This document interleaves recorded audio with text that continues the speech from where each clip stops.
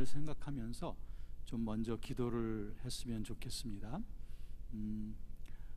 첫 번째 시간에 저희들은 그 성령께서는 우리에게 세 가지 사역을 하신다고 하는 점을 말씀드렸죠. 첫 번째는 성령께서는 증거하시는 영입니다. 두 번째는 그리스도와 연합시켜 주시는 영이시고, 세 번째는 성령께서는 성화시키는, 그래서 증거와 연합 그리고 성화, 이것을 여러분들이 기억을 하시면서 기도의 제목으로 삼으시고요. 또 두 번째 강의에서 우리들은 성령께서는 그리스도와의 연합을 시켜주시는데, 십자가의 연합, 그 다음에 부활의 연합, 이와 같은 연합의 사건으로 우리를 초청하시는 분이 성령이시다. 오늘 먼저 우리가 말씀 나누기 전에 지나간 두 시간의 요점들을 생각하면서 하나하나 생각해 가면서 우리 한 2, 3분 동안 같이 합심해서 기도하겠습니다. 기도합니다.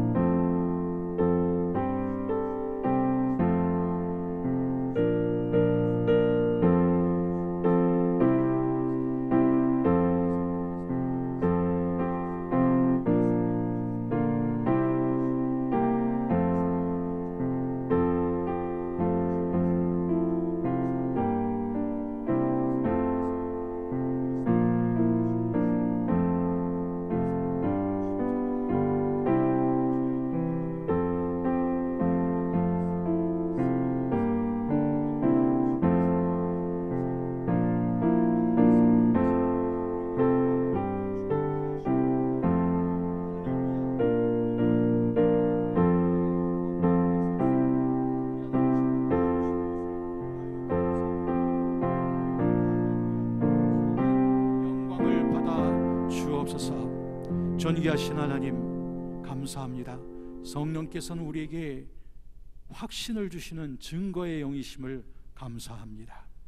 하나님의 그 무한하신 능력과 지혜와 우리에게 베풀어 주신 은혜를 우리에게 확신시켜 주시는 증거의 영이심을 감사드립니다. 성령께서는 또한 그리스도의 영이셔서 우리를 그리스도와 연합시키셔서 우리를 그리스도와 함께 연합되게 하시고 그리스도 닮은 자로 우리를 빚어가시는 것을 인하여 감사합니다. 성령께서는 또한 성화의 영이셔서 우리 속에서 정결케 하시고 하나님을 향한 사랑으로만 가득 넘치도록 하시어 우리 속에 정한 마음, 깨끗한 마음 주시어 성결이 우리 속에 증진되어질 수 있도록 우리를 이끌어 가시는 성화의 영이심을 감사합니다. 성령님, 성령께서는 그리스도의 연합으로 우리를 초청하심으로 말미암아 그리스도의 십자가의 연합 속에 저희들이 있게 하심을 감사합니다. 그리스도께서 죄에 대하여 십자가에서 죽으신 것처럼 우리의 옛사람도 그리스도 안에서 죄에 대하여 십자가에서 죽은 것을 인하여 감사합니다. 또한 우리를 그리스도와의 부활의 연합으로 초청하신 성령님, 그 부활의 능력이 우리 속에서 샘솟듯 넘쳐남으로 말미암아 우리 깊은 곳에서부터 그 생수의 강이, 능력과 지혜와 사랑과 평강의 생수의 강이 흘러 넘치는 생애를 우리에게 주신 것 참 감사합니다. 성령님, 주님 더욱 알기 원합니다. 주님을 더 섬기기 원합니다. 주님을 더 사랑하기 원합니다. 오늘 이 시간도 말씀하여 주옵소서. 너희가 내 말에 거하면 너희가 내 제자가 되고 너희가 진리를 알지니 그 진리가 너희를 자유케 하리라고 말씀하셨으며 그리스도의 영이 거하는 곳에 자유함이 있다고 말씀하셨습니다. 오늘도 이 놀라운 자유와 해방이 말씀 속에 나타나게 하시고 성령님 그 말씀이 적용되게 하시고 혼과 영과 및 관절과 골수를 찔러 쪼개기 아니하며 감추인 모든 것을 드러내며 모든 만물이 다 하나님 말씀 앞에 다 벌거벗은 것처럼 드러나게 하시는 주의 말씀의 영광이 오늘도 이 시간에 치유하시고 회복하시고 우리를 세우시옵소서. 이 시간도 하나님 극한 질고와 그리고 마음의 심한 고통 가운데 있는 그러한 성도들이 있습니까? 이 시간은 자유케 하시는 성령님 역사하여 주심을 믿습니다. 하나님이 원치 않은 질고는 예수의 이름으로 떠나갈지어다. 하나님이 원치 아니하는 그런 고통과 그리고 모든 아픔은 예수의 이름으로 떠나갈지어다. 우리의 영혼을 교란시키고 미혹시키며 진리의 길을 방해하는 더러운 귀신의 영 나사렛 예수 그리스도의 이름으로 명하노니 모든 성도의 영혼 그리고 모든 마음속에서 떠나갈지어다. 하나님 이 시간도 성령님 자유케 하심을 감사합니다. 진리로 자유케 하심을 감사합니다. 성령의 능력으로 역사하심을 감사합니다. 해방의 시간, 능력의 시간, 치유의 시간임을 감사합니다. 말씀이 선포되어질 때에 성령님이 역사하심을 믿습니다. 그 말씀이 정말 그러한가 하며 귀담아 들을 때에 치유가 나타남을 믿습니다. 해방이 있음을 믿습니다. 능력이 있음을 믿습니다. 성령의 불이 임함을 믿습니다. 감사함을 드리며 예수 그리스도의 이름으로 기도드립니다. 아멘. 여러분, 오늘날 우리 교회는 예수 그리스도께서 꿈꾸시던 교회의 모습하고 매우 달라져 있는 모습들을 보게 됩니다. 우리 주님께서 꿈꾸셨던 그 교회, 영광스러운 교회는 그 음부의 권세가 이기지 못하는 그런 강력한 교회인 것입니다. 마태복음 16장에서 베드로와의 대화에서 예수께서 내가 이 반석 위에 교회를 세우리니 음부의 권세가 이기지 못하리라. 천국 열쇠를 저들에게 맡기겠다고 하셨던 바로 그 교회 말이죠. 그 교회는 조롱받지 않을 만한 교회입니다. 세상을 변화시켜가는 교회이고 그리스도를 닮아가는 교회이고 하나님 복음의 능력이 강력하게 확산되어 가는 바로 그 교회를 주님께서 꿈꾸셨던 거죠. 여러분, 어제도 어떤 분하고의 그 상담을 통해서 교회 생활 속에서 상당히 고통을 겪고 있는 한 자매님과 상담할 수 있는 그런 기회가 있었습니다. 저희들의 상담의 그 방향은 결국 어떤 곳을 향하게 되느냐면 결국 이 땅에 있는 교회는 완전한 천국은 아직 아니라고 하는 것. 천국을 향해서 가는 철로 역정의 교회이지 교회가 천국은 아직 아니라는 거죠. 그런데 많은 사람들이 교회 생활 속에서 마음에 지치기도 하고 때로는 마음의 좌절감과 또 시험을 받기도 하는 그 이유는 교회에서 완전한 천국의 모델을 기대하기 때문이 아닌가 생각합니다. 천국을 향하여 성숙되어져 가는 그런 움직임이 없다면 그 교회는 각성해야 되겠지만, 그러나 우리가 열심을 다하는 교회이지만 그 교회 내에는 여전히 흠과 티가 존재합니다. 왜? 세상 속에 있기 때문에 그렇습니다.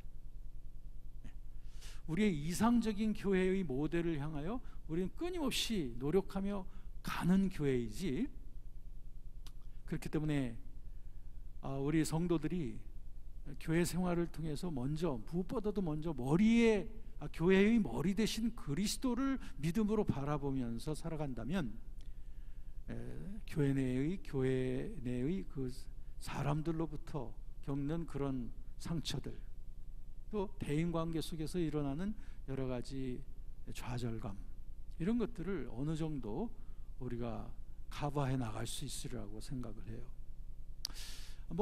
제가 이렇게 말씀드린다고 해서 교회가 이 세상 속에서 안일하게 태만하게 있어도 된다는 그런 말은 아닙니다. 끊임없는 노력을 해야 되죠. 교회 공동체는 끊임없이 머리 대신 주님의 뜻을 수행하기 위하여, 그리고 머리 대신 주님의 뜻을 수행하는 그런 교회가 되기 위한 그 노력은 우리가 언제나 있어야만 하는 거죠. 우리 주님께서 꿈꾸셨던 그 교회는 제자 공동체로서의 교회였습니다. 오늘 세 구절 말씀 속에서도 표현이 되고 있는데요. 또 마태복음 28장 19절 20절에서 예수님의 그 지상 명령이라고도 일컬어지는 그러므로 너희는 가서 모든 족속으로 내 제자를 삼으라고 말씀하신 그 명령 말입니다. 즉 우리들은 제자들의 공동체가 되어져야 될 그 목적을 가져야 되고, 또 제자들을, 주님의 제자들을 양육해야 되는 그 목적을 가지고 우리 교회 생활이 되어져야 된다는 것입니다. 오늘 말씀에 보면 25절 말씀에 보면 허다한 무리가 함께 갈새 예수께서 그들을 향하여 돌이켜서 말씀하신 말이 오늘의 이 말씀입니다. 허다한 무리들을 향하여 예수님께서 돌이키셔서 말씀하시기를 너희가 내 참 제자가 되려면, 이렇게 말씀하시는 거죠. 즉 허다한 무리들과 제자들과는 서로 상반되어진 그런 뉘앙스를 보이고 있습니다. 허다한 무리란 무엇일까요? 이 허다한 무리는 마치 구경꾼처럼 예배를 관망하고 있는 그런 무리가 아닐까요? 허다한 무리란 예수님이 뭘 하는가 보자라고 하면서 뭘 바치해서 구경꾼처럼 바라보고 있는 그러한 사람들입니다. 그들은 결코 제자가 되려고 나서지 않습니다. 예수님께서 그들에게 너희는 허다한 무리에 속하는 것이 아니라 제자의 무리 속에 속해야 될 것을 말씀하신 거죠. 네, 바로 이것입니다. 여러분, 우리가 강력한 복음의 교회, 능력 있는 사랑의 공동체, 또 세상을 복음으로 변화시켜 나갈 수 있는 그런 힘 있는 교회, 예수님께서 말씀하셨던 음부의 권세가 결코 넘보지 못하는 그런 교회가 되려면 제자들의 공동체가 되어야 되겠죠. 네. 나 한 사람이 먼저 그리스도의 제자가 되어야 되겠다고 하는 그런 다부진 결단이 필요하다는 거죠. 네. 내가 제자가 되어져 갈 때, 그때 우리 교회 내에 한 분, 두 분, 세 분, 네 분 계속 예수님의 제자가 되려고 하는 그런 움직임들이 늘어나게 될 것이다 라고 하는 거죠. 그러면 이 제자, 그리스도의 제자로서의 공동체가 되어지기 위하여 거기에서 우리가 꼭 의지해야 될 분이 누구냐면 바로 성령이십니다. 성령께서 우리를 참으로 그리스도의 제자다운 자로 만들어 가신다는 그런 의미가 되겠습니다. 그래서 오늘의 제목이 성령과 제자도라고 말씀드립니다. 저는 오늘 정말로 성령께서 우리를 제자로 만들어 가실 때 제자에게 어떤 흔적이 나타나는지, 제자로서의 흔적, 네. 마치 예수께서 창 맞으시고 칼에 찔리시고 돌에 맞으신 그 흔적을 가지셨던 것처럼 그리스도의 제자된 자들에게도 흔적이 있다는 것입니다. 그것은 내 몸의 상처를 말하는 것이 아니라 내 영혼 속에 깊이 각인되어져 있는, 도장처럼 찍혀져 있는 제자됨의 특성이 있다는 거예요. 그 인처럼 박혀져 있는 도저히 우리가 포기할 수 없는 그런 확신 있는 그런 제자도의 특성이 오늘 세 가지로 나타나고 있습니다. 여러분, 이 세 가지를 하나하나 확인할 때 나는 허다한 무리이냐 아니면 제자이냐, 이것을 여러분들 스스로에게 물어보시기 바라고, 내가 제자됨의 특성이 분명히 지금 나타나고 있지 않다고 했다면 오늘 이 시간에 다시 한번 새롭게 다짐을 하셔야 됩니다. 그래서 나는 허다한 구경꾼이 아니라 나는 제자로서 그리스도의 뒤를 따라가는 자가 되리라고 하는 이러한 다부진 결단을 이 시간에 주님 앞에 올려드릴 수 있는 저와 여러분 되시기를 주의 이름으로 축원합니다.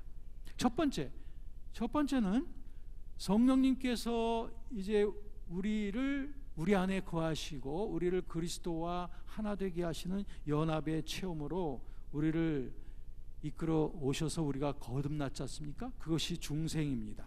그런데 이제 이 같은 사람들에게는 제자로서의 어떤 특징이 나타나야 되냐면은 26절에 보면 이런 말씀이 있습니다.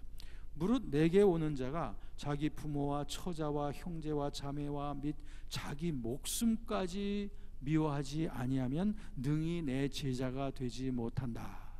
네. 이 말씀을 잘못 오해하면 부모에게 함부로 대해도 되고 형제자매들한테 함부로 대해도 된다는 그런 말은 전혀 아닙니다. 당연히 우리가 부모를 공경하고 형제를 사랑하는 것은 당연히 그리스도인으로서 해야 될 일이에요. 그런데 그보다 더 넘치도록, 그보다 더욱더 우리가 주님을 따라갈 제자가 되려면 그보다 더 넘치는 헌신이 있어야 된다는 거죠. 자기 부인입니다. 자기를 부인하고라고 하는 그 말씀하고 이 말씀은 통하는 거죠. 여기서 자기 목숨까지 미워하지 아니하면, 요한복음 12장 25절에도 24절 25절에도 자기 목숨을 이 세상에서 자기 목숨을 미워하기까지 주님을 사랑하라고 하는 그 말씀이 있습니다. 그러니까 이게 무슨 말이냐면은 성령님을 우리가 그리스도의 영 성령님을 우리 안에 모시고 살지 않습니까? 그렇다면 이제 거듭난 자가 살아가는 삶은 더 이상 자기 자신을 의지하지 않고 우리를 죽은 자 가운데서 다시 살리신 하나님만 의뢰하게 하심입니다. 고린도후서 1장 10절 말씀이죠. 그것이 성령님이 우리 안에 거하시는 굉장히 중요한 목표입니다. 우리 자기 자신을 의지하지 않고 성령을 의지하는 삶으로 세워가게 하는 것입니다. 그것이 나 자신을 부인하는 삶입니다. 자기를 부인한다는 말은 무슨 말이냐면은 자기를 아예 잊어버린다는 거예요. 자기를 망각해버린다는 거예요. 그러니까 무슨 일을 하든 무슨 말을 하든 나 중심으로 하는 것이 아니라 성령님 중심으로 하는 것을 말합니다. 성령님 중심으로 말하고 성령님 중심으로 행동을 하는 삶으로 이렇게 변화가 되어져 가야 되는 거예요. 이게 한순간에 되는 것이 아니기 때문에 이건 훈련으로 되는 겁니다. 성령님과 동행하는 훈련이 필요한 거죠. 이게 만약에 하루아침에 되어진다면 얼마나 좋겠습니까? 그러나 이것은 우리가 천국 가는 날까지 성령님과 동행하는 훈련은 점점 더 민감해져야 되고 더 구체적으로 되어져 가야 되는 것이죠. 제가 20대 때 거듭났습니다. 그리고 성령을 받았죠. 그래서 기쁨의 삶을 시작하게 되었지만, 그러나 그때부터 제가 주님과 성령님과 동행하는 삶이 그때 즉시 돌변하게 되어진 것은 아닙니다. 그분과 동행하는 삶의 훈련을 위해서는 지나간 옛 습관을 버리고, 그리고 제가 옛날에 말하던 말의 습관도 이제 버리게 되고, 행동 거지도 이제는 달라지게 되고, 그러면서 이제 주님이 원하시는 행동, 주님이 원하시는 말투, 주님이 원하시는 태도를 점점 더 갖춰가게 되더라 이 말이죠. 거듭난 지 제가 이제는 40년이 이제 지나가고 있습니다만 여전히 저는 성화되어져 가고 있는 중이겠죠. 그렇죠? 왜 제가 성화되어져 가야 되느냐? 여러분들이 이 조명 밑에 있는 저를 보면은 아마 빛나는 저의 이마가 반짝거리는 걸 보시겠지만, 그러나 제가 아직도 여전히 성화되어져야 된다고 하는 것을 제 집에 있는 제 아내에게 물어보시면 알아요. 우리 남편은 아직도 많이 성화되어져 가야 된다는 것을 아마 제 아내한테 물어보면 아실 수 있습니다. 저도 인정합니다. 제가 바깥에서 이렇게 대인관계 사회생활을 할 때는 제가 근신하고 있는 모습으로, 또 주님 앞에 무장되어 있는 모습으로 사람들을 대할 때가 많지만, 이제 하루 일과를 끝나고 집에 돌아갈 때 자칫하면 제가 저 자신을 풀어버리죠. 이제 들어가서 쉬자. 쉬는데 몸과 마음을 쉬는 건 쉬지만 주님과 함께하는 동행하는 삶까지 쉴 수가 있단 말입니다.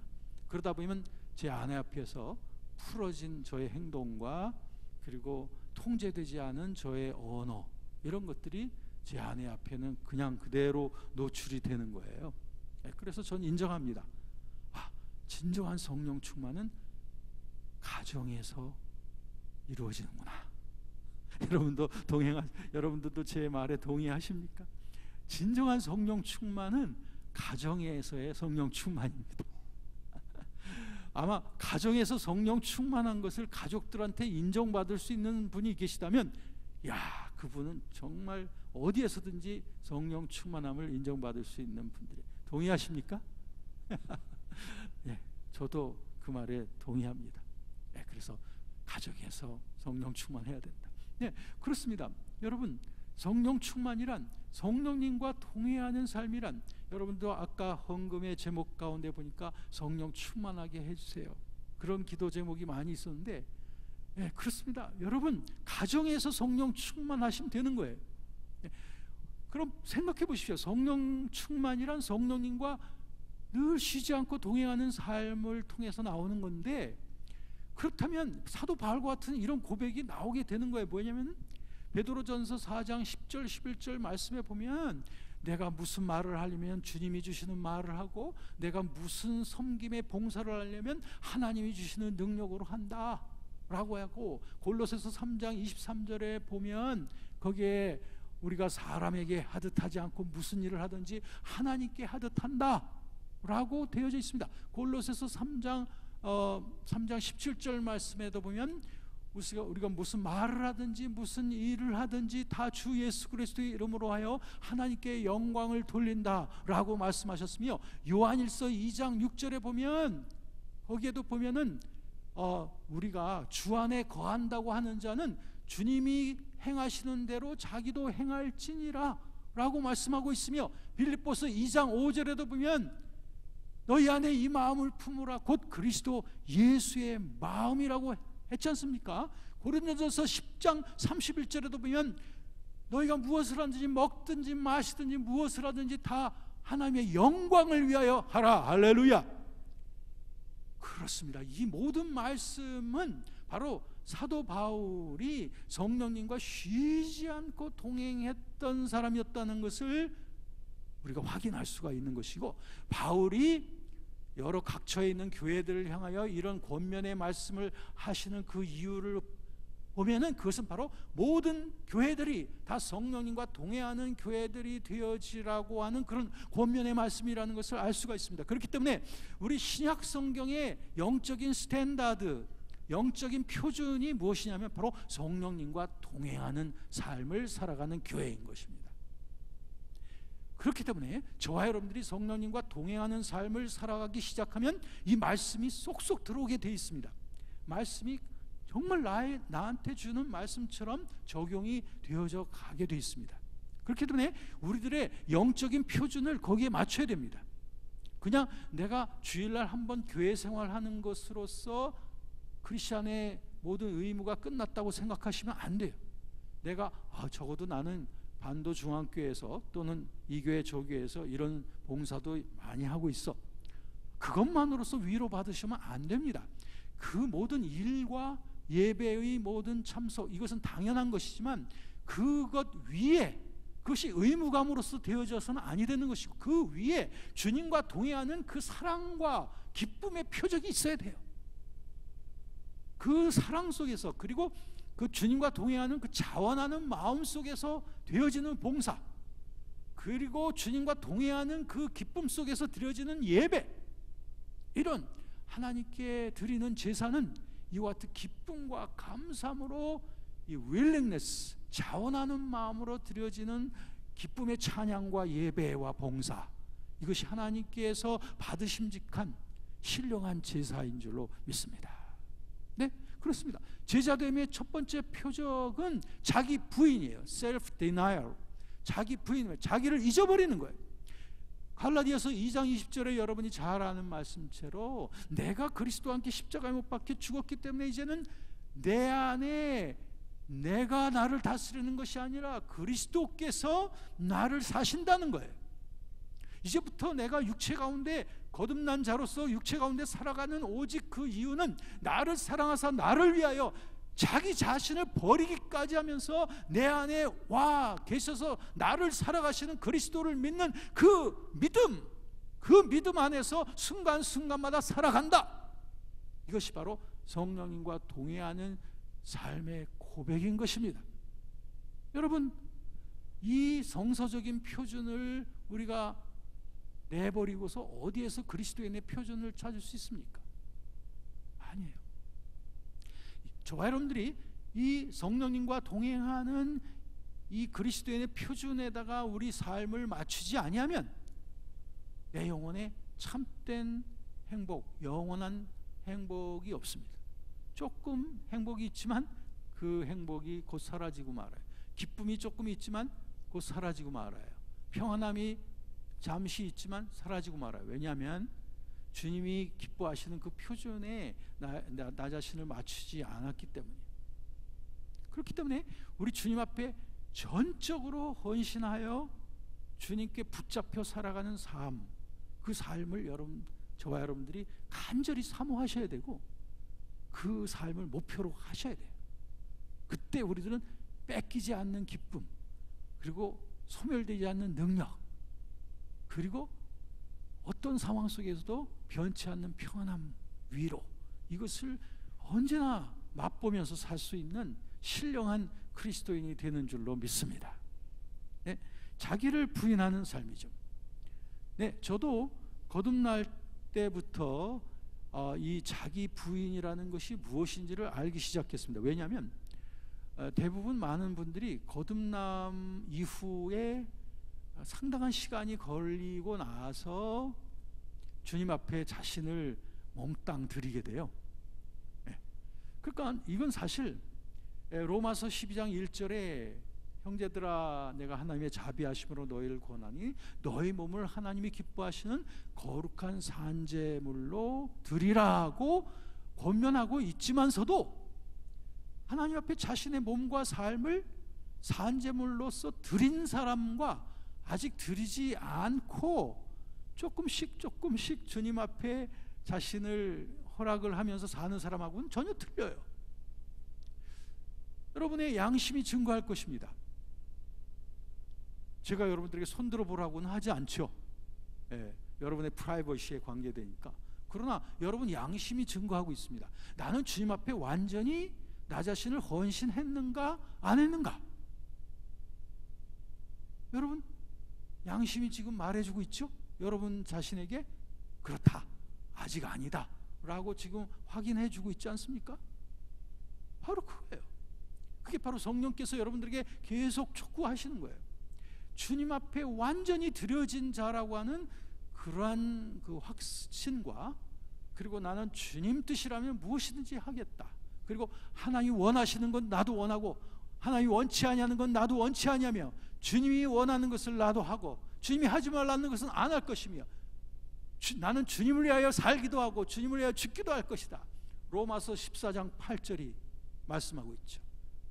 내가 살아도 주를 위하여 죽어도 주를 위하여 죽나니 사나 죽으나 내가 주의 것이다 라고 하는 이런 담대한 고백을 가지고 나아가는 것, 이게 삶의 큰 능력입니다. 내 마음이 흐트러지지 않습니다. 어떤 위협 속에서도 또 어떤 상황 속에서도 담대함을 갖게 되죠. 왜? 난 사나 죽으나 주의 것이야, 주님이 나를 붙잡고 계셔 라고 하는 그 담대함 때문에 그 사람은 세상을 이기는 믿음을 가지고 살아가는 사람이죠. 제 나이 20세 때 거듭났습니다. 그때 제가 거듭났을 때에 그분의 사랑 앞에 나의 삶을 드리겠다고 고백을 했죠. 사람들이, 제 주변에 있던 사람들이 넌 왜 이렇게 빨리 은혜를 받아버렸냐 라고 얘기하더라고요. 왜냐하면 제가 거듭나고 난 다음 바로 그냥 주님 앞에 집중하고 있는 저의 모습을 주변에서 본 거죠. 근데 저한테는 그것이 자연스러운 일이었습니다. 왜냐하면 그때 저의 삶을 제가 어떤 제 간증책에다가 이렇게 썼습니다. 제가 거듭났을 때 저는 하나님으로부터 귀중한 선물 2가지를 받았습니다. 그 귀중한 선물이 뭐냐? 하면은 전에는 내가 세상을 사랑했지만 이제는 주님만을 사랑한다고 하는 선물. 두 번째, 전에는 내가 나를 의지하면서 살았지만 이제는 내가 주님만 전적으로 의지하며 산다고 하는 그 선물이에요. 그러니까 거듭나고 나서 제가 주님 앞에 집중할 수 있었다는 게 그 말입니다. 세상 사랑이 아니라 주님께 대한 사랑, 또 나 자신을 의지하는 것이 아니라 주님께 대한 전적인 의지, 이것이 거듭나면서부터 저의 삶의 하나의 습관으로 형성이 되어져 가게 됐으니 주변 사람들이 저를 볼 때 제가 굉장히 급속하게 변화가 되었다고 말하지 않겠었습니까? 네, 지금까지도 마찬가지입니다. 저는 여전히 주님을 전심으로 사랑하기 위하여, 또 전심으로 주님을 의지하기 위하여 살아가고 있는 사람 중에 한 사람이고, 이를 위해서 나는 날마다 자기 자신을 부인하는 습관을 가지고 살아가고 있습니다. 자기를 부인한다는 것이 없이는 성령님을 전적으로 의지할 수가 없기 때문입니다. 갈라디아서 5장에 보면 성령을 쫓아서 성령님과 동행하는 삶에 대한 표현들이 계속해서 나오고 있습니다. 16절, 17절, 18절 쭉 보면은 거기에 보면 이런 표현들이 있습니다. 성령을 쫓아 행하라, work with the Holy Spirit. 또 성령의 인도하시는 바가 되면 be led by the Holy Spirit. 또는 성령으로 행하라, 여기 live by the Spirit. 성령으로 살고 성령과 함께 걷고 성령의 인도하심을 받으라고 하는 그러한 동사가 16절부터 계속되고 있어요. 이게 바로 성령님과 동행하는 삶의 그 모습입니다. 성령의 이끌리심을 받고 인도하심을 받고, 그리고 성령님과 함께 걷고, 그리고 성령으로 살아가는 거예요. 그러니까 성령님과 동행하는 삶이란 시간 중심의 삶이 아니라 삶 중심의 삶입니다. 삶 자체가 성령님께 다스려지는 삶이에요. 시간 중심의 삶, 시간 중심의 영성이란 내가 여전히 나를 통제하면서 이 시간은 내가 기도하는 시간, 이 시간은 내가 노는 시간, 이 시간은 뭐 할 거야, 이 시간은 주님께 집중할 거야, 이 시간은 내가 세상 오락에 빠질 거야. 이건 다 자기중심적인 삶이고 시간 중심의 영성이에요. 그런 시간 중심의 영성은 마치 헌 옷을 이 조각 저 조각 기어 붙여 가지고 옷을 만드는 것처럼 그렇게 볼품이 없고, 그리고 헤어지기가 쉽습니다. 삶 중심의 영성은 시간에 구애받을 필요가 없습니다. 나의 온통 모든 삶이 다 성령님께 통제되어지는 거죠. 우리에게는 기도의 시간으로 정해지는 시간이 필요해요. 그런데 기도의 시간만이 기도의 시간이 아니라고 말씀드렸죠.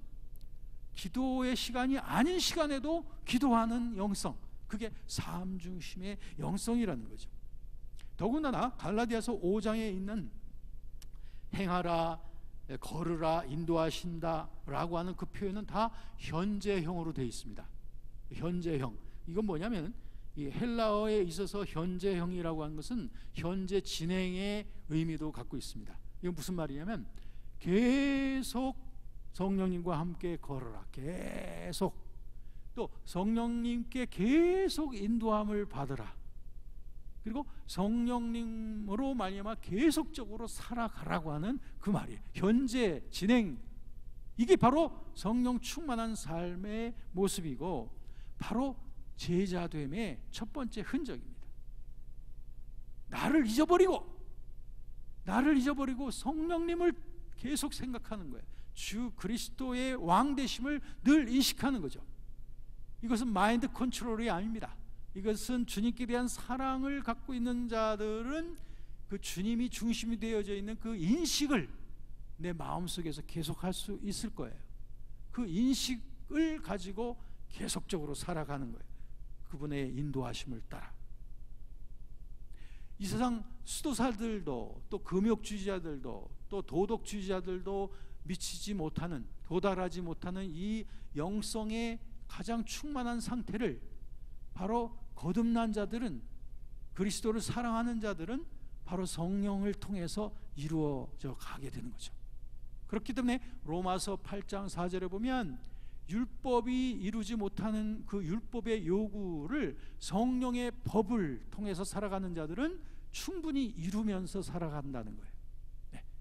그러니까 성령님의 통제 속에, 인도하심 속에 살아간다는 거, 이것은 모든 율법의 요구를 다 이루는 그런 삶입니다. 어떤 분이 이렇게 말했습니다. 성령 안에서 산다는 것이 무엇인가? 성령 안에서 살고 성령 안에서 걷는다고 하는 것은 우리 속에 그리스도가 계시다고 하는 사실을 끊임없이 의식하면서 살아가는 거예요. 끊임없이 의식하면서 말하고, 끊임없이 의식하면서 행동하고, 끊임없이 의식하면서 마음의 태도를 갖고 결정을 하는 것입니다. 그런 질문을 받아봤습니다. 교수님, 그렇게 끊임없이 그리스도가 내 안에 계시다 이것을 계속 이렇게 되뇌어야 하는 겁니까? 마치 주문을 외듯이 그렇게 해. 그렇다면 너무 피곤할 것 같아요. 난 그런 삶이 아니라고 얘기했죠. 그게 아니다. 그리스도의 그 사랑으로 내가 구원받았다고 하는 그런 확신을 갖게 되면 그리스도가 나의 삶의 중심이라고 하는 그 인식을 갖게 된다는 거예요. 인식이라고 하는 것은 우리 영혼 속에 각인되어져 있는 확신을 말하는 거예요. 그렇다면 그런 확신을 가지고 계속적으로 살아가는 자들이 무슨 그런 걸 자꾸 되뇌일 필요가 있어요? 그럴 필요가 없는 것입니다. 그저 그리스도의 중심성을 인식하면서 그 안에서 살아가는 거예요. 그것은 지극히 단순한 삶이에요. 그런데 지극히 강력한 삶이에요. 혼잡하지 않은 삶입니다. 그러나 매우 강력하죠. 헷갈리는 생각에 시달리지 않습니다. 왜? 주님이 주시는 확신을 붙잡고 살아가니까. 지혜로운 말을 할 줄 알아요. 왜? 하늘의 지혜를 힘입으니까. 주님이 주시는 야고보서 3장 17절 18절 말씀에 보면 땅의 지혜가 아니라 하늘에 속한 지혜를 힘입으면서 살아가는 겁니다. 그러면 정말 성결한 지혜이죠. 그리고 남을 배려할 줄 아는 지혜죠. 긍휼과 선한 열매가 가득한 지혜입니다. 편벽되지 않습니다. 이렇게 의의 평화로 심어서 의의 열매를 거둘 수 있는 그런 지혜, 이 지혜가 내 영혼 속에 가득 넘치게 되는 거죠. 이런 지혜로 말을 하게 됩니다.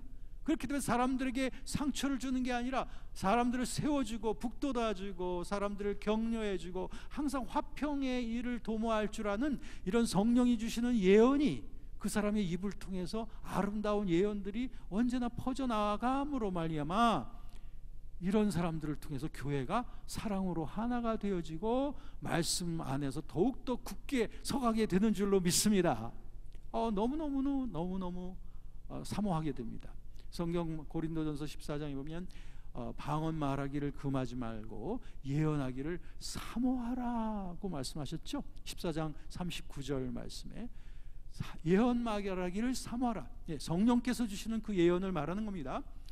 이 예언 그 자체는 이 기록되어진 하나님의 말씀이 그 예언 그 자체입니다.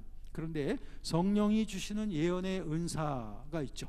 성령이 주시는 예언의 은사는 남을 세워주고 북돋아주고 권면하고 세워서 하나님의 교회를 위해서 사랑으로서 하나가 되게끔 하는 너무너무 현대교회에 필요한 그 은사가 바로 성령이 주시는 예언의 은사입니다. 오늘날 너무너무 세상이 각박하고 비난하고 정죄하고 남의 흠집 듣기에 선수들인 이런 세상 속에서 교회만큼은 이 세상에 있는 모든 기관들 중에서 교회만큼은 예언의 은사가 풍성함으로 말미암아 세워주고 북돋아주고 사랑하고 용서해주는 그런 유일한 공동체가 바로 우리 교회가 되어야 될 줄로 믿습니다. 이럴 때 우리들은 세상 사람들은 이 교회의 빛 속으로 다가옵니다. 이 교회의 시원한 그늘 속으로 다가오게 되어 있습니다. 이 교회를 통하여 나타나는 선한 빛을 보고 하늘에 계신 하나님께 영광을 돌리는 이 세상이 될 것이라 이 말이죠. 요한복음 13장 34절 35절에 보면 예수께서 새 계명을 우리에게 주셨다고 하셨는데 서로 사랑하라고 말씀하셨습니다. 내가 너희를 사랑한 것 같이 너희도 서로 사랑하라 고 말씀하셨죠. 너희가 서로 사랑하면 세상 사람들이 너를 볼 때 너희가 내 제자인 줄 알 것이다 라고 말씀하셨으니, 이 놀라운 사랑의 말이 우리 성령께서 주시는 이 예언의 은사들을 통하여 여러분 교회마다 이런 아름답고 풍요로운 예언의 은사가 풍요로운 교회들이 되어지기를 주의 이름으로 축원합니다. 네, 이것이 우리 현대교회가 살아날 수 있는 길입니다.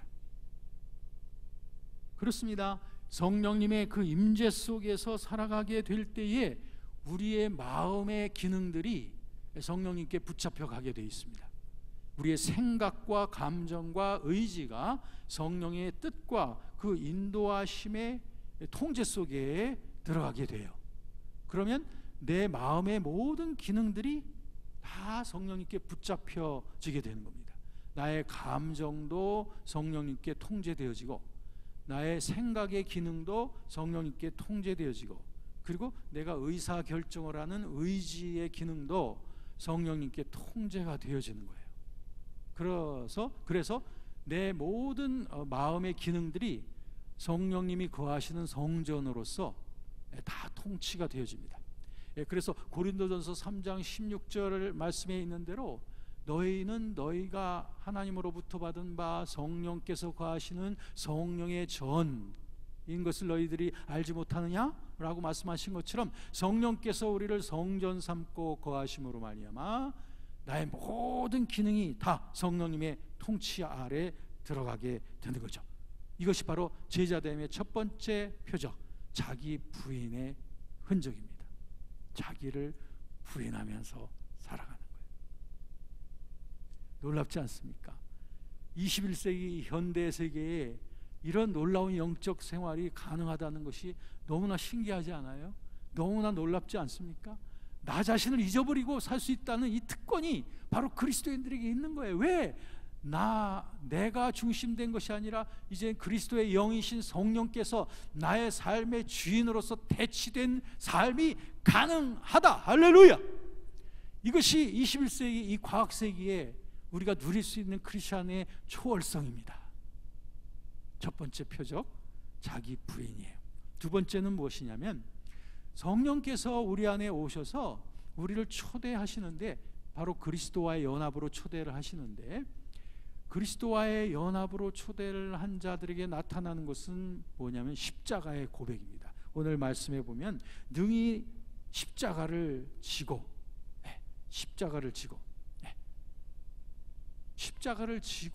따라가는 삶, 이것이 바로 제자됨의 두 번째 표적인데요. 성령님과 동행하게 되면 그리스도와의 연합에 십자가에도 같이 연합이 된 거기 때문에 우리들이 그 고백이 아니 나올 수가 없는 거예요. 십자가가 무엇이죠? 우리가 눈에 보일 수 있는 십자가, 이런 가시적인 십자가를 여기서 말하는 것이 아니라, 여기서 십자가란 무엇보다도 지난번에 우리가 같이 확인한 바처럼 그리스도와의 연합의 십자가를 말합니다. 그리스도와의 십자가의 연합이 되어짐으로 말미암아 우리의 옛사람이, 로마서 6장 6절이죠. 옛사람이 예수와 함께 십자가에 못 박혀 죽은 바로 그 십자가의 고백입니다. 갈라디아서 5장 24절에도 보면 그리스도 예수의 사람들은 육체와 함께 그 정과 욕심을 십자가에 못 박았느니라. 또 갈라디아서 6장 14절에도 보면 그리스도 예수의 사람들은 말이죠, 세상에 대하여 십자가에 못 박히고 세상이 우리를 향하여 십자가에 못 박혔다 라고 그렇게 말씀하고 있습니다. 그렇습니다. 우리 그리스도 안에 있다고 하는 것은 그리스도의 십자가의 능력 안에 있다는 것을 의미합니다. 또한 부활의 능력 안에 있다고 하는 것을 의미하기도 합니다. 그러므로 이 십자가가 우리에게 주는 첫 번째 교훈은 바로 그리스도와 함께 죄에 대하여 죽었다고 하는 그 고백입니다. 여러분, 이게 바로 우리 마음속에 깊이 새겨진 십자가인 것입니다. 여러분, 유혹이 다가올 때, 우리가 지난주 우리가 금요일 날 두 번째 강의에서 확인했습니다만, 유혹이 다가올 때 그 모든 유혹을 이길 수 있는 유일한 길, 그것은 바로 그리스도와 함께 내가 십자가에서 죄에 대하여 죽었다고 하는 그 고백을 확고하게 고백할 때 우리들은 모든 유혹으로부터 승리할 수 있다라고 우리가 확인했지 않습니까? 지난주 금요일 이후 여러분들이 그 고백을 실천하면서 살아오셨다면 그 능력을 경험하고 살아오신 걸 거예요. 우리 언제나 똑바로 들으신 자매님, 제가 그냥 자매님이라고 부를게요. 지난주 금요일 날 그 십자가와의 연합, 십자가와의 그리스도와의 연합 잘 들으시고 적용을 하시면서 지금까지 사셨죠? 그렇다면 그 십자가의 고백의 그 능력을, 그 엄청난 능력을 경험하고 계시나요? 예. 그것은 우리 일생 동안 우리가 경험하는 엄청난 능력입니다. 어떠한 시련 속에서도 또 유혹 속에서도 우리는 승리할 수 있는 것은 그리스도의 그 십자가의 연합의 고백인데, 그 고백을 계속 가지고 살아가는 게 제자됨의 두 번째 흔적인 거예요. 제자 되는 자가 허다한 무리가 아니잖아요. 허다한 무리들은 자기 좋으면 오고 싫으면 가요. 그러나 제자는 아니에요. 그리스도를 따라가면서 그리스도가 지셨던 그 십자가를 같이 짊어지려고 하는 그 태도를 가지고 살아가야 되지 않습니까? 그렇다면 그리스도께서 이루신 그 십자가의 사실, 그 사실을 먼저 고백하면서 살아가는 자가 제자됨의 그 특징이 나타난 자예요. 여러분, 날마다 우리가 새로운 힘으로 충전받을 수 있는 그 비결이 여기에 있습니다. 저의 경험상 그렇더라고요. 오늘 하루 좀 편하게 살아봐야지, 오늘 좀 어려운 일 없이 살고 싶어 라고 기대하면서 하루를 살다 보면 괴로운 일이 많이 느껴지고 또 부담되는 일이 많이 느껴져요. 그런데 매우 역설적으로 아침에 잠자리에서 깨어날 때 주님, 나는 십자가를 지고 가는 사람입니다. 주님과 함께 이 십자가를 지고 가는 사람입니다. 오늘도 주님과 함께하는 고난, 주님과 함께 십자가를 지는 이 멍에의 그 부담감을 오늘도 내가 사랑합니다.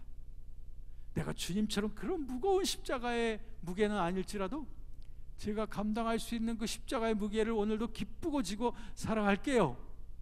하나님, 내가 십자가를 환영합니다.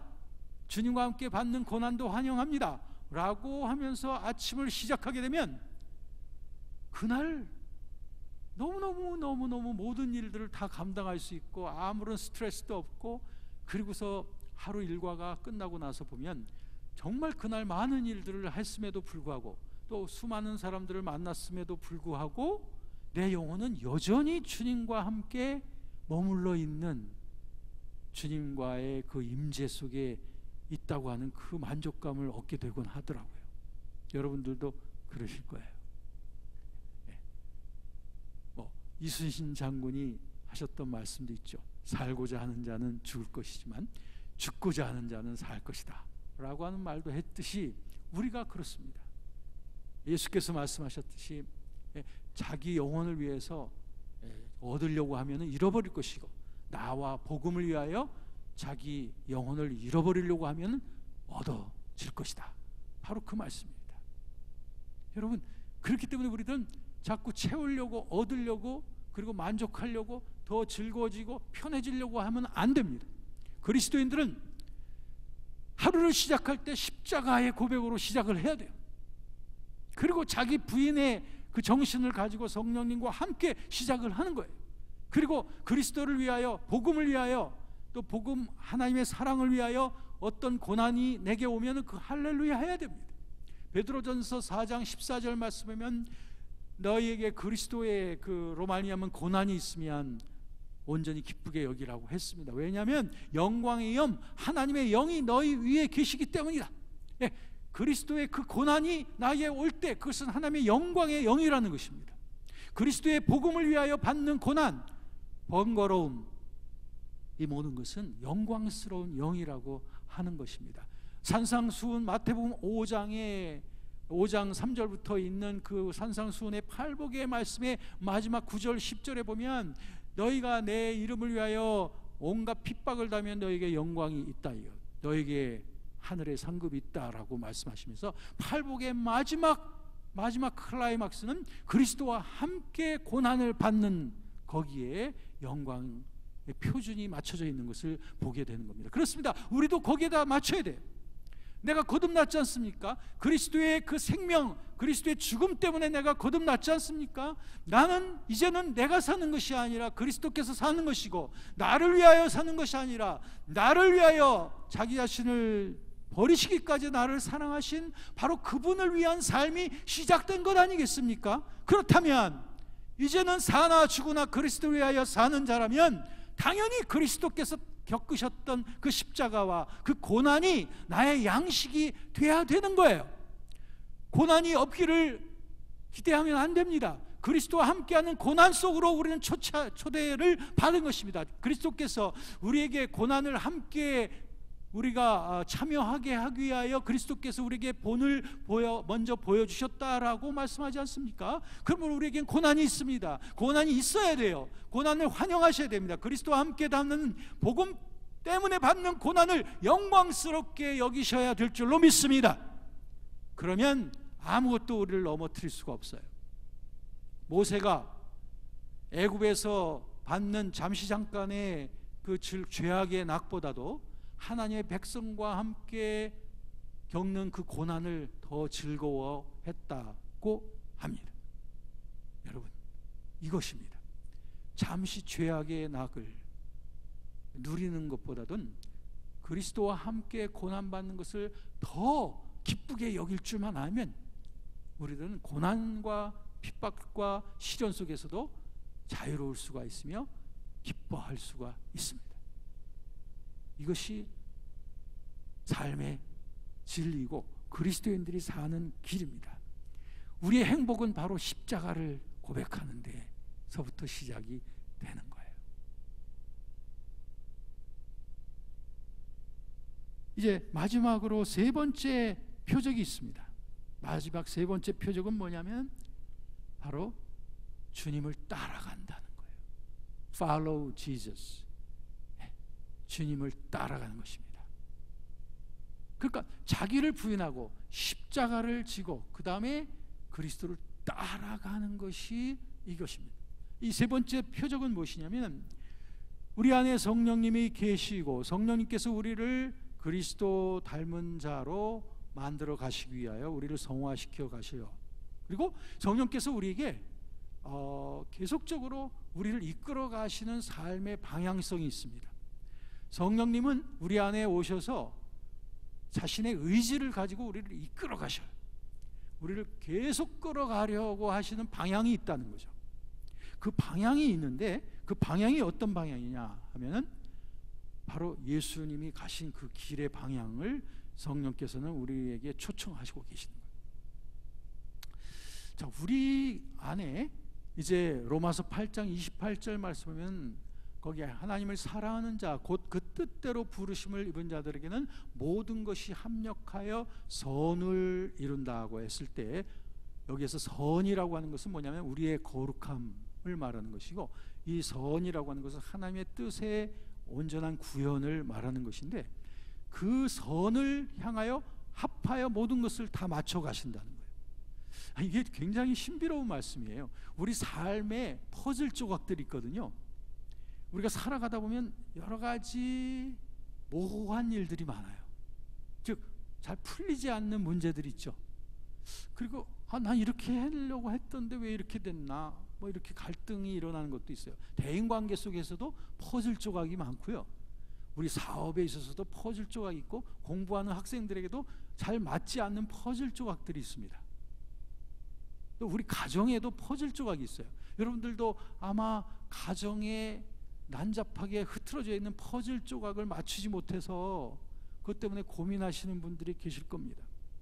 이렇게 인생에는 이러한 그 잘 맞아 들어가지 않는 퍼즐 조각들인데 8장 28절에 이 말씀은 뭐냐면 하나님을 사랑하는 자 곧 그 뜻대로 부르심을 받던 자는 모든 퍼즐 조각들이 다 합하여 선을 이루는 방향으로 딱 맞아 들어간다. 굉장히 신비로워요. 엄청난 신비로운 말씀입니다. 여기서 어떤 자에게 아무에게나가 아니라 하나님을 사랑하는 자, 곧 하나님의 그 부르신 그 뜻을 향하여 나아가는 자에게는 인생의 모든 맞지 않는 그 미해결되어지고 모호한 그런 퍼즐 조각들이 착착착착 맞아 들어가서 하나님이 원하시는 그 선을 향하여 결합이 된다는 거예요. 모든 문제가 다 해결이 된다는 거예요.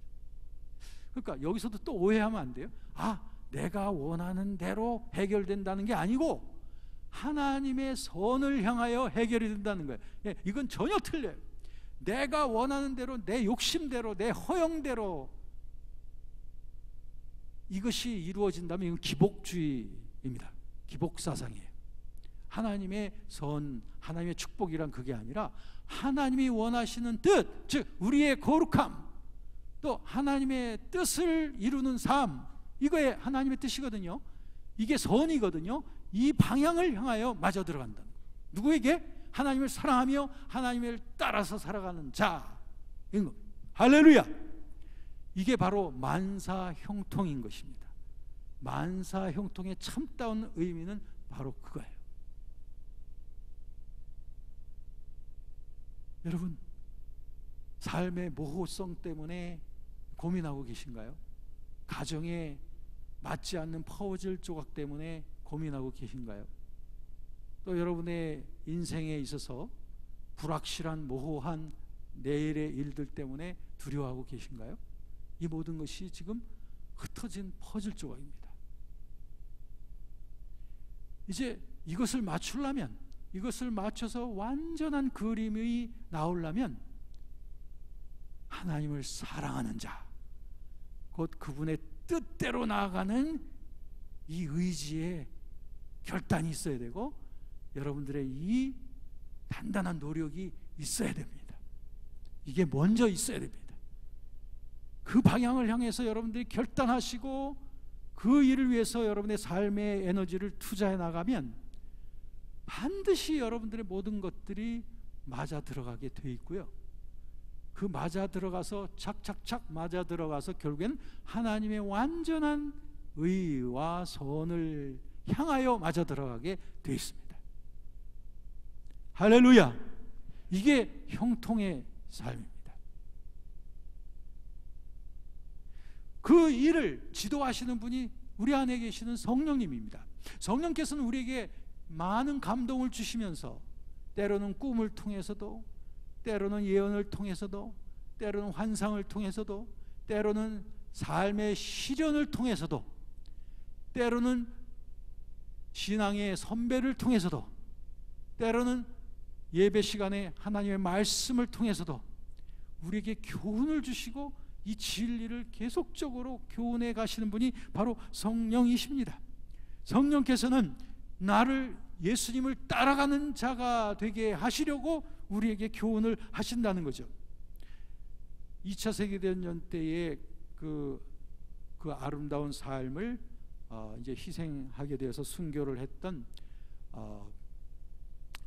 디트리프 보네포라고 하는 그런 독일의 그 신학자이자 목회자가 있습니다. 그가 쓴 나를 따르라, Not Forget라고 하는 책인데 그 영어로는 Cost of Discipleship이라고, 제자도의 대가라고 하고 이렇게 또 번역이 되기도 해요.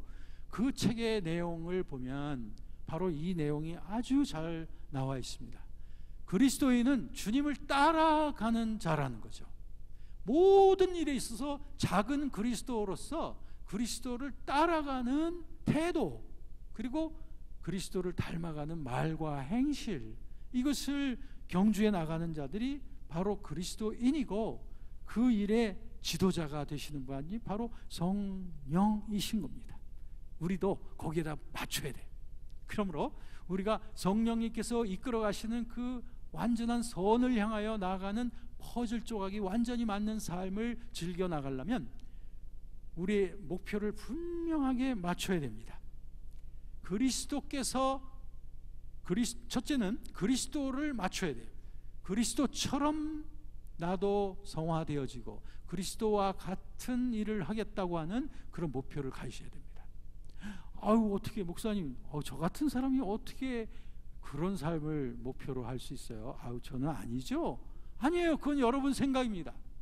예수님께서 요한복음 14장 12절에 말씀하셨죠. 이미 성령 받을 여러분들을 위하여 이미 예언하신 예수님의 말씀은 나를 믿는 자는 나의 하는 일을 할 것이요 이보다 더한 것도 하리니, 그 이유는 내가 지금 아버지께로 가시기 때문이다. 그래서 너에게 성령을 이제 부어주실 것인데, 그러면 내가 했던 일들을 너희도 할 것이요 그보다 더한 것도 하리라. 이 말씀이 우리에게 지금 응한 거예요. 성령 받은 우리에게 기대하시는 거라고요. 여러분들을 누가 작다고 말합니까? 누가 별 볼 일 없다고 말합니까? 우리 주님이 보시는 여러분들은 무한한 능력과 무한한 비전과, 그리고 여러분을 통하여 하나님 나라의 엄청난 일들이 확장될 것을 우리 주님은 기대하시기 때문입니다. 왜? 여러분 안에 질그릇과 같은 깨어지기 쉬운 여러분이지만 여러분 안에 보배 되시는 그리스도의 영 성령님께서 계시다고 고린도후서 4장 7절에 말씀하고 있기 때문이에요. 우리 안에 거하시는 그분은 능력이에요, 지혜예요, 사랑이에요.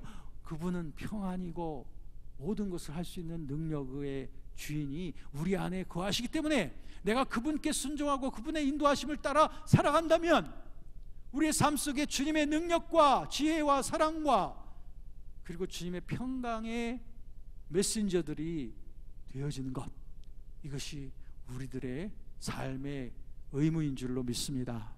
네, 작다고 생각하지 마십시오. 못한다고 생각하지 마십시오. 나는 못하지만 주님은 하시지 않습니까? 나는 작지만 주님은 무한히 크지 않습니까? 나는 약하지만 그분은 강하지 않습니까? 나를 부인하십시오. 자기를 부인하고 내 안에 거하시는 그리스도의 능력과 지혜와 사랑과 평강을 고백하시기 바랍니다. 그러면 주님께서는 그 길로 나를 이끌어 가십니다. 그러므로 여러분 날마다 그리스도께 나의 표준을 맞추시기 바랍니다. 삶의 일상의 표준을 그리스도에게 맞추시고, 그리고 그분을 닮아가겠다고 하는 그러한 마음의 태도를 계속 뜨겁게 가지십시오. 그러면 성령님께서 기뻐하시고 여러분들을 기쁘게 이끌어 가십니다. 왜냐하면 성령님께서 어차피 여러분들을 그 길로 이끌어 가시거든요. 성령님께서 여러분들을 악하거나 멸망의 길로 이끌어 가려고 하시는 게 아니라 여러분들을 그리스도 닮은 자로 만들어 가시려고 날마다 우리 안에서 역사하시는 분이 성령이신데, 만약에 저와 여러분들이 그 성령님과 잘 성령님의 뜻을 이해하면서 그분께 나 자신을 완전히 맞춰드리면, 그러면은 아주 고속도로로 가는 거죠. 고속도로로 형통한 마음으로 기쁘게 성령님과 동행하면서 그리스도 닮은 자로서 만들어져 가는 거예요. 근데 그렇지 않고 내가 구원받은 사람임에도 불구하고 나의 의지와 내 삶의 목표를 허탄한 데다가 두고, 허탄한 데다 두고, 그리고 그런 기복주의적이고 이기적인 목표를 달성하려고 하는 데다가 삶의 목표를 맞추고서 거기에다가 하나님을 자꾸 끌어들이려고 하다 보면 성령님과 여러분들이 협조되는 게 아니라 갈등이 일어나는 거예요. 성령님과 여러분들이 계속 맞지 않는 거예요. 그렇게 되면 어떻게 되냐면 로마서 8장 5절 6절에 보면 거기에 성령의 생각은 평안이지만 육신의 생각은 환난과 곤고라고 그랬어요. 그러면 성령님께 내가 기쁘게 순종하지 않잖아요? 딴 생각을 자꾸 하지 않습니까? 그러면 내 영혼 속에 환난과 곤고가 계속되는 거예요. 어려워요. 그리고 내 마음이 힘들어져요. 내 마음에 그냥 시름이 자꾸 생깁니다. 왜? 성령님께 기쁘게 순종하지 않기 때문에. 그러니까 우리가 그런 삶을 왜 어리석게 그런 삶을 살겠어요? 주님은 모든 것을 가지고 계신 분인데 그분 앞에 내가 기쁘게 완전히 나 자신을 완전 투신해 버리면 그럼 그분이 모든 것을 다스리시고 이끌어 가실 거 아닙니까? 왜 이 자그마한 나의 삶을 내가 경영하려고 하느냐는 거죠. 이 작은 삶을 주님 앞에 맡겨버리면 하나님의 광활한 세계의 그 영광을 경험하면서 살 터인데 왜 여전히 애벌레와 같이 땅을 기어다니고 사느냐 이거죠. 나 자신을 십자가에 못 박기만 하면 나는 날개를 달고 하늘을 날 수 있는 나비가 될 텐데 왜 그 십자가의 죽음을 두려워하느냐 이거죠. 왜 그리스도께 자신을 온전히 드리는 것을 거부하고 있느냐는 거죠. 이거 어리석은 거예요. 너무나 어리석은 삶을 여태까지 살아왔다면 이 세 번째 표적, 그래 나는 그리스도인이야, 그리고 그리스도를 닮기 위하여 사는 것이야, 내가 살아가는 모든 나날은 그리스도처럼, 그리스도께서 하신 일을 위하여 그리스도처럼 되어지기 위하여 살아가는 거야. 난 그분께 기쁘게 순종하며 살아갈 거야 라고 하는 이런 흔적을 내 영혼 속에 가지실 때 여러분, 우리들은 형통합니다. 내 영혼의 형통함이 주어지고 내 영혼 속의 평안함과 기쁨과 담대한 확신 속에서 살아갈 수 있는 저와 여러분이 되어지는 줄로 믿어요. 이게 바로 성령님과 동행하는 삶의 제자된 표적입니다. 자, 오늘의 말씀 다시 한번 정리할게요. 세 가지입니다. 성령께서 우리 안에 동행하는 자, 그는 자기를 부인한다. 그 대신 왕 되신 그리스도의 영 성령님을 날마다 인식하며 모든 태도와 생각과 말과 행동 속에 성령님의 왕 되심을, 두 번째는 십자가입니다. 그리스도와의 연합의 그 십자가를 날마다 고백하면서 유혹과 시련이 다가올 때도 십자가를 자랑스럽게 고백할 뿐 아니라 또 나의 삶 속에 다가오는 그리스도로 말미암은 시련, 복음 때문에 받는 그런 고난, 이거를 십자가의 무게로 여기면서 감사함으로 주님의 고난에 동참한다고 하는 그 영광스러움을 가지고 살아간다. 세 번째, 나의 삶의 목표는 그리스도를 닮아가는 것이고 그리스도께서 하신 일을 나도 행하면서 살아가는 것이다.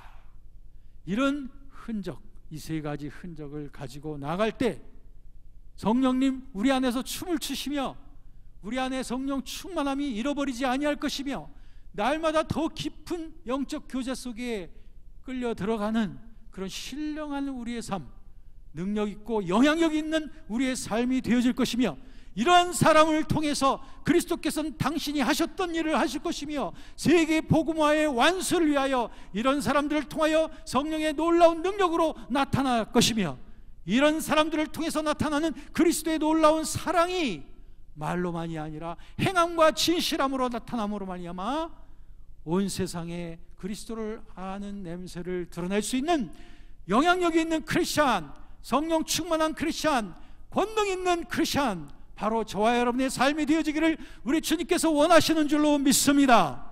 이런 삶을 위하여 우리 다 같이 이 시간에 한번 통성으로 기도한 다음에 제가 찬송 한 장 부르고 기도의 시간을 갖겠습니다. 우리 다 같이 주여 세 번 힘차게 부른 다음에